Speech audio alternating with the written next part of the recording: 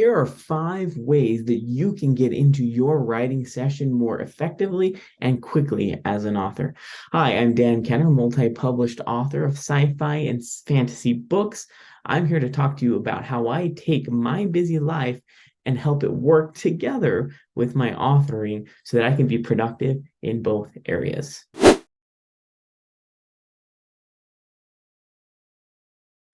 All right, so when you're an author and you have a lot of things on your mind, it's not always easy to get into the writing session. Maybe you've got kids, maybe you've got pets, maybe you have a job or religious responsibilities, or you're working in the community. You've got all these things in your home that need to be done, and they're just plaguing your mind, making it difficult to sit down and get into your writing session when it's time. So this is part of my life. I have a lot of things going on. I've got 6 kids. We have the homestead. I do work full time and I have religious responsibilities.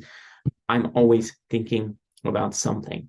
It's hard sometimes to turn off that brain and flip it into creative mode in an instant when I know I only have 20 to 30 minutes of a window for writing. If this is you, then you're going to relate to this.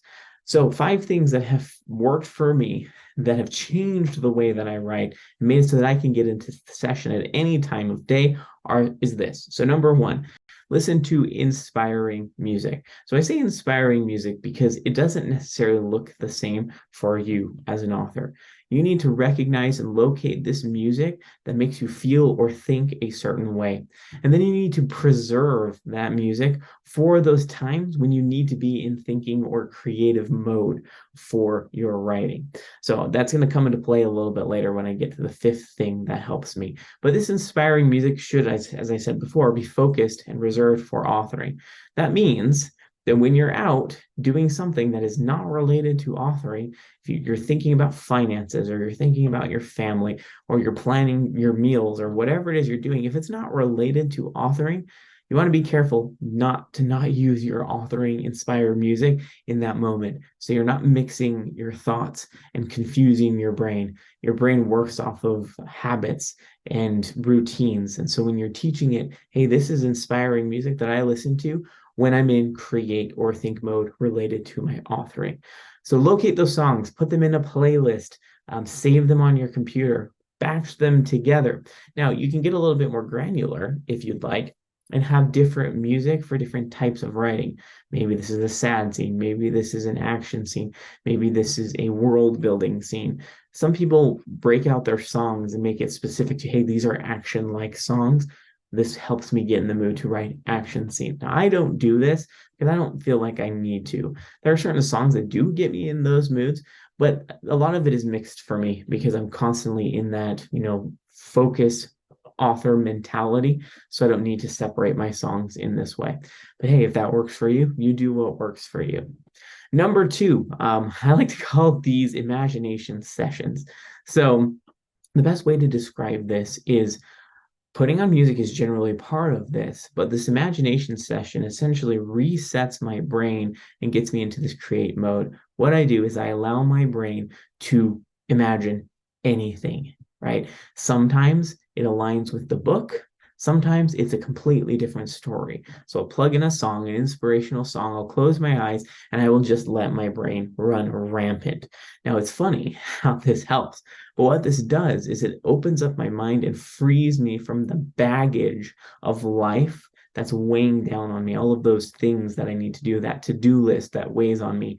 Letting my mind be free and open, it expands that like a balloon, and suddenly I'm open to the creative mindset.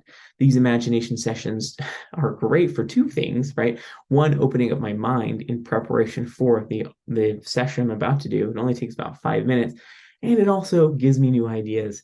I can't even tell you the number of times these imagination sessions have given me a new idea for a book or a series that I then archive somewhere else. I write it down later. A lot of the books that I'm writing today came from these imagination sessions, this inspiring music that just, I closed my eyes and thought about characters, came up with this crazy world, the story, and then I packaged it up and said, all right, I'm going to do that for later. Now my mind is open and ready to write. Love these things. It takes about 5 minutes, like I said, before the writing session. I give myself some time to just imagine and get me in the mood. Number three, at the end of your writing session, always leave it open-ended. Stop in the middle of an action scene. Stop in the middle of something exciting. It's so much easier to pick it up when you come back into it. Now, I know this might not work for everybody, particularly those who are plotters. It might not work for you because you're plotting out already.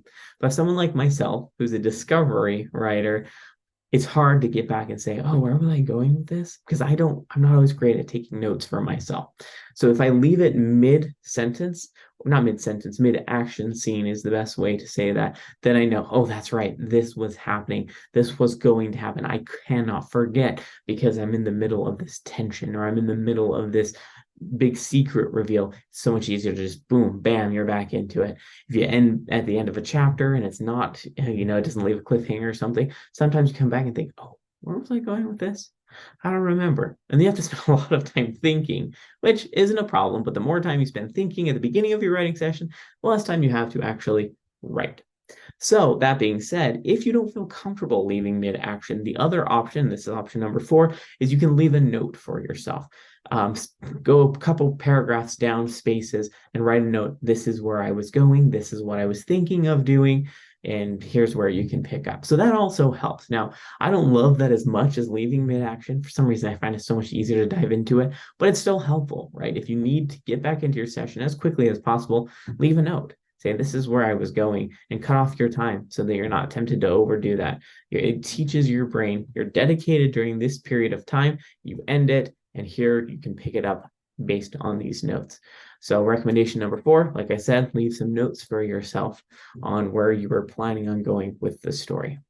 Number 5, now this one is one that I did not think would change my life when it comes to writing, but has changed it significantly. And that is, think about your book and your story constantly throughout the day. So where acceptable, of course.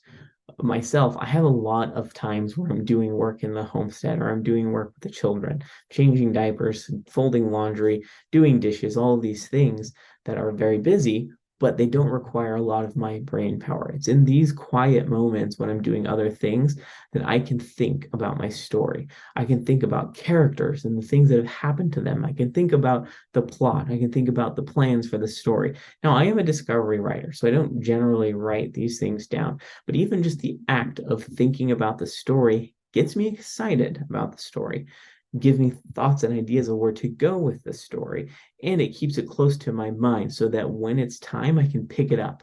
It's not that hard to say, oh, that's right, I was just thinking about this an hour ago while I was cleaning up breakfast dishes or while I was making breakfast. Here we are again. It's now writing time. It's in my brain and I dive in. So I usually couple music with those times where possible. Obviously, someone's talking to you. Those aren't the best times to do this. But if you keep that story close to your heart, if you keep that story close to your mind, you'll be surprised how much easier it is to get into your session because you've already technically been writing, inverted commas. So definitely is worth thinking about your book.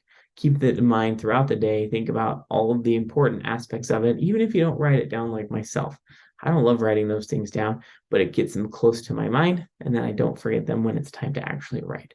So those are 5 simple hacks or things that I have put in my life to help me take advantage of those smaller windows of time to write. I can't always have 1 to 2 hour blocks, but I can take 30 minutes and I can use that 30 minutes to the best of my ability.